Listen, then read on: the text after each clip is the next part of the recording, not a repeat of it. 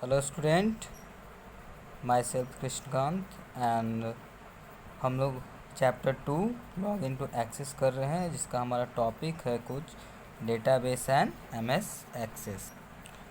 आज का हमारा टॉपिक है एडवांटेज ऑफ डेटाबेस। डेटाबेस के क्या क्या फ़ायदे हैं, ठीक है। तो आइए देखते हैं।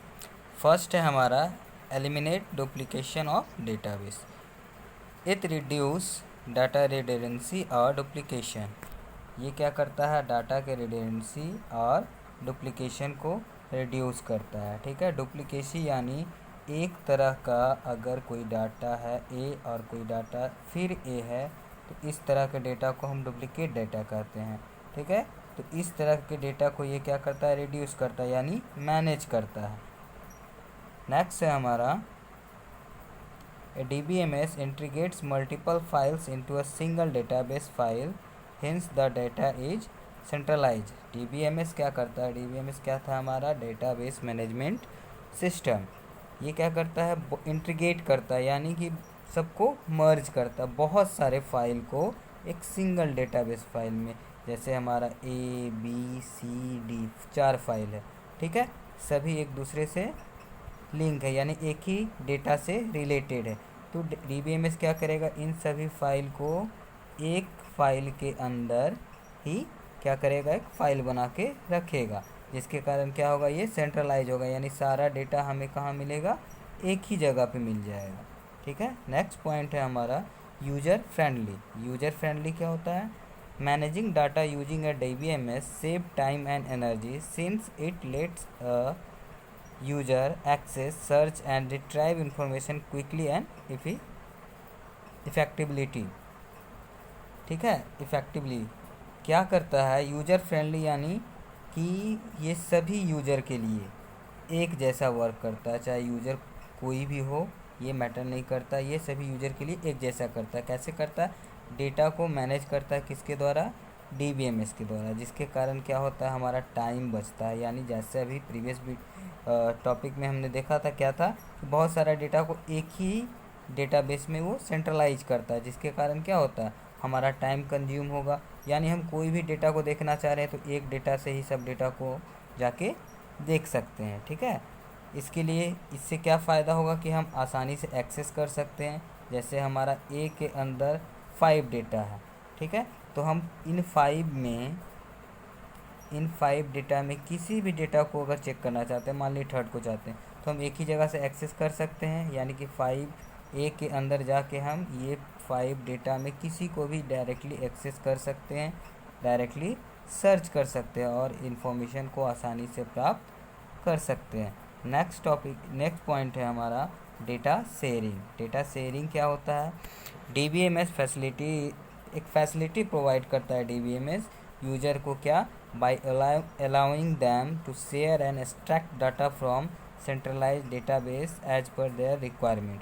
जैसे हमने क्या किया? एक नाम का एक डेटाबेस बनाया, जिसके अंदर हमारे 5 टाइप्स के डेटाबेस है, ठीक है। तो DBMS हमारा क्या अलाउ करेगा?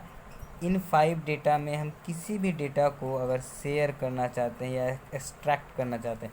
एक्सट्रैक्ट करने का मतलब हुआ कि जब हम किसी भी डेटा को डाउनलोड करते हैं सपोज, ठीक है, वो डेटा का जो फॉर्मेट है अगर हमारे सिस्टम में ओपन नहीं हो रहा है, ठीक है, यानी एक जिप फाइल में आ रहा है। क्या आ रहा है? एक जिप फाइल में आ रहा है। तो हम क्या करते हैं? उसको एक्सट्रैक्ट करते हैं, मतलब अपने सिस्टम के अनुसार उसको यूजेबल बनाते हैं, ठीक है। जैसे बहुत सारा सिस्टम में देखते होंगे आप लोग कि जब आप ऑन करते हैं तो एक फ़ाइल जो भी डाउनलोड करते हैं फाइल, वो कुछ इस टाइप से आता है, जो कि ओपन करने पे ओपन नहीं होता है। तो उस पर हम क्या करते हैं? राइट क्लिक करते हैं और एक्सट्रैक्ट ऑप्शन में जाके उसको एक्सट्रैक्ट करते हैं। तो वो क्या? फाइल का फॉर्मेट हमारा चेंज हो जाता है। किसके जैसा हो जाता है? जैसा हमारा कंप्यूटर यानी विंडो का सपोर्टिव फॉर्मेट है, ठीक है। तो ये क्या करता है? फैसिलिटी यही प्रोवाइड करता है कि हम किसी भी डेटा को, मतलब डेटाबेस के अंदर के किसी भी डेटा को क्या कर सकते हैं? शेयर कर सकते हैं, एक्सट्रैक्ट कर सकते हैं सेंट्रलाइज, यानी कि मेन डेटाबेस से किसी और डेटाबेस के अंदर। जैसे कोई डेटाबेस हमारा मेन है, अगर इसमें 5 फाइल है, हम चाह रहे हैं कि फाइल 1 को हम B डेटाबेस के अंदर शेयर करें, तो हम इसको डायरेक्टली इसके अंदर से शेयर कर सकते हैं। नेक्स्ट पॉइंट है हमारा डेटा सिक्योरिटी। डेटा सिक्योरिटी क्या होता है? इन DBMS the complete control over the database is in the hands of database administrator. Database administrator क्या होता है? डेटाबेस एडमिनिस्ट्रेटर वो होता है जो कि डेटाबेस को बनाता है, ठीक है, या फिर डेटाबेस को मैनेज करता है, ठीक, जिसके द्वारा डेटाबेस बना हुआ है, ठीक है। तो सिक्योरिटी में क्या है कि अगर हम कोई डेटाबेस बनाते हैं, यानी कि हम कोई डेटाबेस एडमिनिस्ट्रेटर हैं, तो उस डेटाबेस का सारा कंट्रोल, उस डेटा का जितना भी कंट्रोल है, उसके अंदर जितना भी इंफॉर्मेशन सब मेरे अंडर होगा। यानी हम अगर चाहेंगे, यानी एडमिनिस्ट्रेटर अगर चाहेगा, तो ही उस डेटा को कोई शेयर कर सकता है या एक्सट्रैक्ट कर सकता है या फिर उसका यूज कर सकता है, ठीक है। नेक्स्ट लाइन है, it ensure that the data is accessible only to the authorise user. क्या कहता है कि ये इंश्योर करता है, मतलब सियोरिटी देता है, एडमिनिस्ट्रेटर ही श्योर करता है कि कौन सा यूजर ऑथराइज है और कौन से ऑथराइज यूजर को डाटा एक्सेस करने का अलाउ दिया जाए, यानी कि अनऑथराइज यूजर डेटा को एक्सेस नहीं कर सकता है, ठीक है। नेक्स्ट पॉइंट है हमारा डाटा इंटीग्रिटी। इंटीग्रिटी क्या कहता है? A DBMS ensure that the data store in the follow certain standard of one organisation.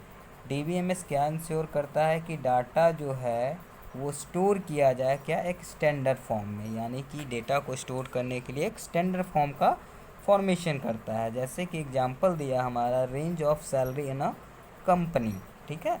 Suppose ये कोई कंपनी का एक सैलरी डिटेल है, जैसे ये एक ए नाम का कोई कंपनी है जिसके अंदर कितने एम्प्लॉय है? 3 एम्प्लॉय है, ठीक है। ये तीनों एम्प्लॉय हैं।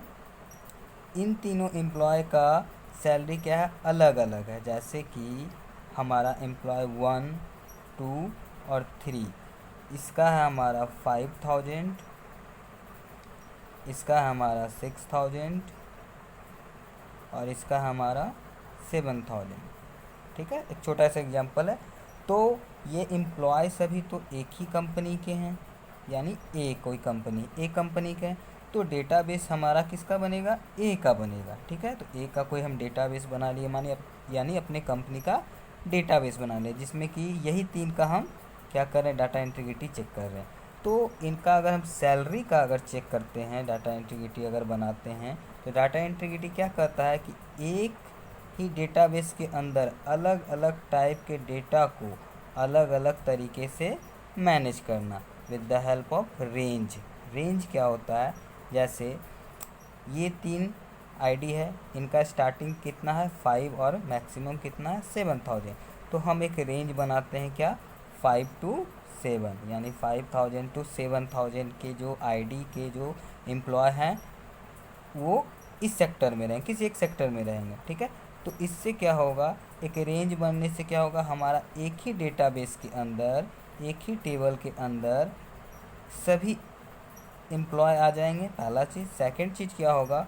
हमारा सैलरी अलग अलग होने के बावजूद भी सैलरी बॉक्स में ऑटोमेटिक एडजस्ट हो जाएगा, ठीक है।